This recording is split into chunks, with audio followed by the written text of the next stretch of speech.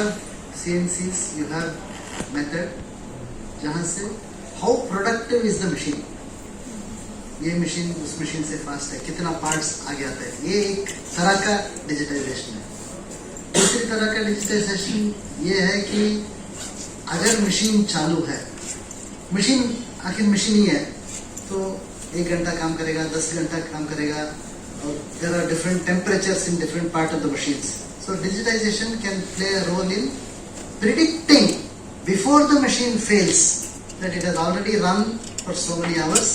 You may have to change oil or lubrication. There is a second type of. So digitization happens in many ways. One is productivity, time, part, number of pieces, efficiency of the machine, efficiency of the operator. Second, digitization plays a part in maintainability of the machines, so that machine बंद ना हो जाए। Spare time में जो भी change करना है, spare change करना है या बेल्ट चेंज करना है, जिस तरह का भी मेंटेनेंस करना है, ताकि पूरा टाइम मिलता है। नहीं तो खराब हो गया, कुछ टूट गया तो 2 दिन 3 दिन लगता है। So this is from a maintenance perspective. The third part is जब हम CNC बोलते हैं, so आदमी का पहले जो बनता था लेथ में, it was depending on the skill. Now you can do programming. So in programming you can have different complex shapes. So for that there is computer programming or there is digitizing programming that can be played. This is on a machine. When you take a manufacturing setup, पूरा factory जब हम लेते हैं, then digitization goes to the next level.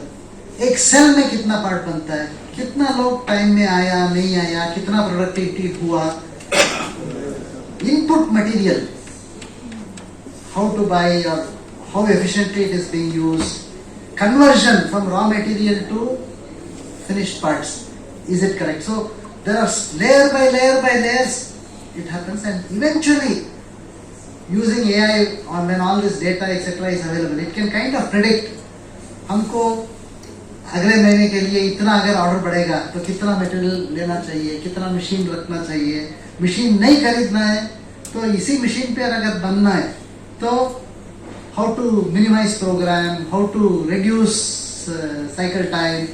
So digitization is very important. It is going step by step. Thank you, sir. I would like to have the one-on-one bite. One-on-one bite. Thank you. अभी हम लोग press conference कर रहे हैं अहमदाबाद में.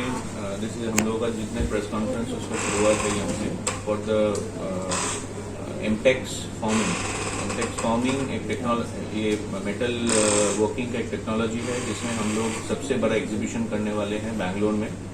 21 जनवरी से 25 जनवरी तक ये एग्जीबिशन चलेगी और ये एशिया का सबसे बड़ा एग्जीबिशन है ऑन मेटल फॉर्मिंग. और ये जो होता है हर 2 वर्ष में एक बार होता है और लास्ट जो हुआ था ये एग्जीबिशन 2024 में हुआ था. अभी 2026 में ये एग्जीबिशन होगा. इसका महत्व ये है कि पूरे दुनिया से सारे जो लेटेस्ट टेक्नोलॉजी है मेटल फॉर्मिंग के वो यहाँ पर आते हैं भारत में और ये जो एमटेक्स फॉर्मिंग है उसमें वो हिस्सा लेते हैं और इकट्ठा सारे इंडियन टेक्नोलॉजी और बाहर के टेक्नोलॉजी सब डिस्प्लेड होते हैं. तो जो भी बायर्स हैं मैन्युफैक्चरिंग में, जो भी सीखना चाहते हैं टेक्नोलॉजी और जो भी इसमें काम करना चाहते हैं वो सारे लोग ये एग्जीबिशन में हिस्सा लेते हैं. वो कोई डिस्प्ले करता है, कोई एज अ विजिटर आते हैं, स्टूडेंट्स आते हैं, सारे लोग आके इसको देखते हैं और उसके बाद खरीदते भी हैं मशीन. और वहां पर सारे डील्स होते हैं जहां से मशीन टूल सिर्फ इंडस्ट्री नहीं पूरे मैन्युफैक्चरिंग इंडस्ट्री में उसका प्रभाव पड़ता है. इंटरनेशनली 20 कंट्री से हम लोगों का पार्टिसिपेशन है. 4 कंट्री पेविलियन है, उसमें से एक जर्मनी का है, एक इटली का है, एक जापान का है और एक ताइवान का.